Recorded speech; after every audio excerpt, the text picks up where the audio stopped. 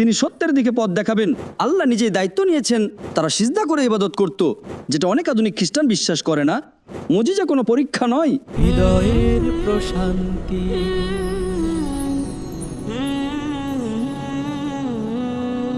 High, আমার নাম আন্না।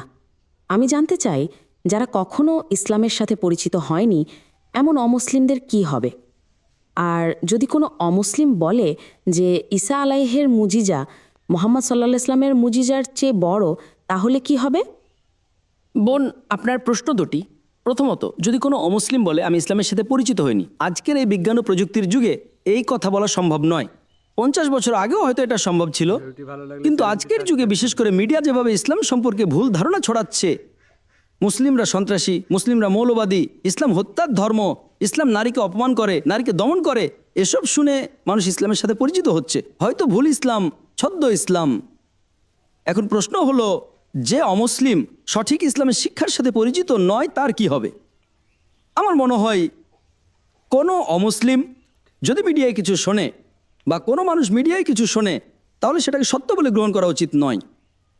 কোরআনের সূরা হুজুরাত অধ্যায় 49 আয়াত নাম্বার 6 আল্লাহ বলেছেন, যখনই তোমরা কোনো খবর পাও তা যাচাই করে নাও তৃতীয় ব্যক্তির কাছে পৌঁছানোর আগে। তাই যে কোনো তথ্য পেলে তা সঠিক কিনা যাচাই করা জরুরি। ইসলামের বার্তার বেলাও একই। যদি কোনো অমুসলিম আয়ারল্যান্ডে থাকে, টিম্বাকটুতে থাকে বা এমন কোথাও থাকে যেখানে ইসলাম সম্পর্কে কিছুই জানে না, তবুও প্রথমত প্রত্যেক মুসলিমের দায়িত্ব হলো ইসলামের বার্তা পৌঁছে দেওয়া। আমরা পারি বা না পারি, আল্লাহ কোরআনে সূরা ফুসসিলাত অধ্যায় 41 আয়াত 53 বলেছেন, আমি তাদেরকে আমার নিদর্শন সমূহ দেখাবো দূর দূরান্তের অঞ্চলে এবং তাদের নিজেদের মাঝে, যতক্ষণ না তাদের কাছে স্পষ্ট হয়ে যায় যে এটাই সত্য।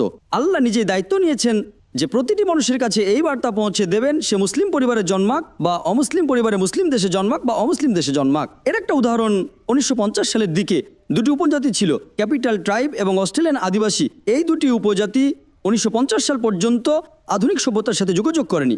যখন গবেষকরা গিয়ে তাদের জীবনযাপন পর্যবেক্ষণ করলেন, দেখা গেল তারা বিশ্বাস করে আল্লাহ এক, তারই ইবাদত করতে হবে। তিনি কাউকে জন্ম দেননি, কেউ তাকে জন্ম দেয়নি। তারা সিজদা করে ইবাদত করত। সবকিছুই ছিল ইসলামের মতো, শুধু নাম ছাড়া। তাই যখন কোনো মানুষের উপর বাইরের প্রভাব পড়ে না, তখন সে আল্লাহর কাছে নিজের ইচ্ছা সমর্পণ করে। এজন্যই আমাদের প্রিয় নবী মুহাম্মদ সাল্লাল্লাহু আলাইহি সাল্লাম বলেছেন, প্রতিটি শিশু ফিতরাতের উপর জন্মায়, অর্থাৎ প্রতিটি শিশু মুসলিম হয়ে জন্মায়। মুসলিম মানে যে আল্লাহর কাছে নিজের ইচ্ছা সমর্পণ করে। পরে বাবা মা, শিক্ষক, বড়রা তাকে প্রভাবিত করে।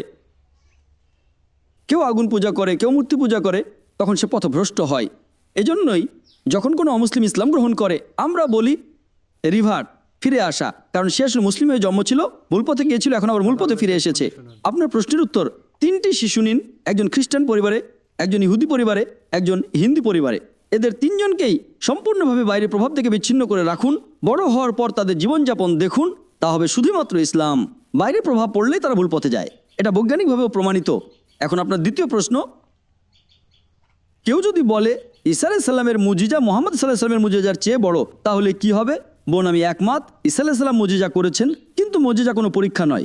আপনি যদি ঈসা আলাইহিস সালামের উপর বিশ্বাস করেন, তাহলে বাইবেলে ঈসা আলাইহিস সালাম নিজেই বলেছেন, গসপেল অফ ম্যাথিউ অধ্যায় 24 আয়াত 24 অনেক মিথ্যে খ্রিস্ট এবং মিথ্যা নবী উঠবে, তারা বড় বড় মুজিজা আর আশ্চর্য কাজ দেখাবে, যদি সম্ভব হয় নির্বাচিতদেরও বিভ্রান্ত করবে। অর্থাৎ ঈসা আলাইহিস সালাম নিজেই বলেছেন, মুজিজা কোনো পরীক্ষা নয়। মুজিজা দেখালেই কেউ আল্লাহর লোক হয়ে যায় না, মুজিজা দেখালেই কেউ শ্রেষ্ঠ হয়ে যায় না, কারণ সব নবীর মুজিজা আল্লাহ নিজেই করিয়েছেন। মুসা আলাইহিস সালামের লাঠি সাপ হয়েছিল, আল্লাহ করিয়েছেন। সাগর দ্বিখণ্ডিত হয়েছিল, আল্লাহ করিয়েছেন। ঈসা আলাইহিস সালাম মৃতকে জীবিত করেছেন, অন্ধকে দৃষ্টি দিয়েছেন আল্লাহর অনুমতিতে। মুহাম্মদ সাল্লাল্লাহু আলাইহি সাল্লাম চাঁদ দ্বিখণ্ডিত করেছেন, আল্লাহ করিয়েছেন। ইসলামই একমাত্র অখ্রিস্টান ধর্ম যেখানে ঈসা আলাইহিস সালামের উপর বিশ্বাস করা ইমানের অংশ। কোনো মুসলিম ঈসা আলাইহিস সালামে বিশ্বাস না করলে মুসলিম থাকে না। আমরা বিশ্বাস করি তিনি আল্লাহর মহান রাসূল, তিনি মসিহ বা খ্রিস্ট, তিনি পিতামাতাহীনভাবে জন্মগ্রহণ করেছেন, যেটা অনেক আধুনিক খ্রিস্টান বিশ্বাস করে না।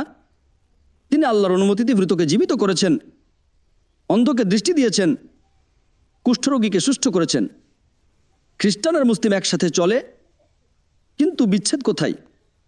বিচ্ছেদ এখানে যে অধিকাংশ খ্রিস্টান বিশ্বাস করে ঈসা আলাইহিস সালাম আল্লাহ, তারা বিশ্বাস করে ঈসা আলাইহিস সালাম নিজেই দাবি করেছেন তিনি ঐশ্বরিক। কিন্তু বাইবেল পড়লে কোথাও একটা স্পষ্ট বাক্য নেই যেখানে ঈসা আলাইহিস সালাম নিজে বলেছেন আমি আল্লাহ, আমার ইবাদত করো। আপনি যদি বাইবেলের যে কোনো সংস্করণ থেকে একটা স্পষ্ট ও অস্পষ্টতাহীন বাক্য দেখাতে পারেন যেখানে ঈসা আলাইহিস সালাম নিজে বলেছেন আমি আল্লাহ, আমার ইবাদত করো, তাহলে আমি আজই খ্রিস্টান ধর্ম গ্রহণ করতে রাজি। বরং বাইবেলে ঈসা আলাইহিস সালাম বলেছেন, গসপেল অফ জন 14 নম্বর অধ্যায়ে 28 আয়াত, আমার পিতা আমার চেয়ে মহান। গসপেল অফ জন 10 আয়াত 29, আমার পিতা সবার চেয়ে মহান। গসপেল অফ ম্যাথিউ 12 নম্বর অধ্যায়ে 28 আয়াত, আমি আল্লাহর আত্মার দ্বারা শয়তান তাড়াই। গসপেল অফ লুক 11 আয়াত 20, আমি আল্লাহর আঙ্গুল দ্বারা শয়তান তাড়াই। গসপেল অফ জন 5:30, আমি নিজে থেকে কিছুই করতে পারি না, আমি নিজের ইচ্ছা নয় আল্লাহর ইচ্ছা পালন করি। যে বলে আমি নিজের ইচ্ছা নয় আল্লাহর ইচ্ছা পালন করি সে মুসলিম। ঈসা আলাইহিস সালাম মুসলিম ছিলেন, তিনি কখনোই দাবি করেননি তিনি আল্লাহ। আরও দেখবেন বুক অফ অ্যাক্টস 2 আয়াত 22, হে ইসরায়েলের লোকেরা শোনো, যিশু নাজারেথী আল্লাহর অনুমোদিত একজন মানুষ, তোমাদের মাঝে আশ্চর্য কাজ মুজিজা এবং চিহ্ন দেখিয়েছেন যা আল্লাহ তার মাধ্যমে করেছেন। অর্থাৎ সব কৃতিত্ব আল্লাহর। ঈসা আলাইহিস সালাম একজন মানুষ, সব মুজিজা আল্লাহ করিয়েছেন, সব নবী এসেছেন একজন আল্লাহর সাক্ষ্য দেওয়ার জন্য। কিন্তু ঈসা আলাইহিস সালাম আরও বলেছেন, গসপেল অফ জন 16 নম্বর অধ্যায়ে 12 থেকে 14 আয়াত, আমার তোমাদের কাছে আরো অনেক কথা বলার আছে কিন্তু এখন তোমরা তা ধারণ করতে পারবে না। কিন্তু যখন সত্যের সত্তা আসবেন তিনি সত্যের দিকে পথ দেখাবেন। তিনি নিজে থেকে কথা বলবেন না, যা শুনবেন তাই বলবেন, আমাকে মহিমান্বিত করবেন। এই ভবিষ্যৎবাণী শুধুমাত্র শেষ এবং চূড়ান্ত রাসূল মুহাম্মদ সাল্লাল্লাহু আলাইহি ওয়াসাল্লামের জন্য। তাই আপনি যদি সত্যিকারের খ্রিস্টান হন, যদি ঈসা আলাইহিস সালামের উপর বিশ্বাস করেন, তাহলে ঈসা আলাইহিস সালাম যে বলেছেন সত্যের সত্তা আসবেন, তিনি মহিমান্বিত করবেন, তাকে মানতে হবে, আর তিনি হলেন মুহাম্মদ সাল্লাল্লাহু আলাইহি ওয়াসাল্লাম। তাহলে বোন আপনার প্রশ্নের উত্তর এটাই। আসসালামু আলাইকুম। ভিডিওটি ভালো লাগলে চ্যানেলটি সাবস্ক্রাইব করুন।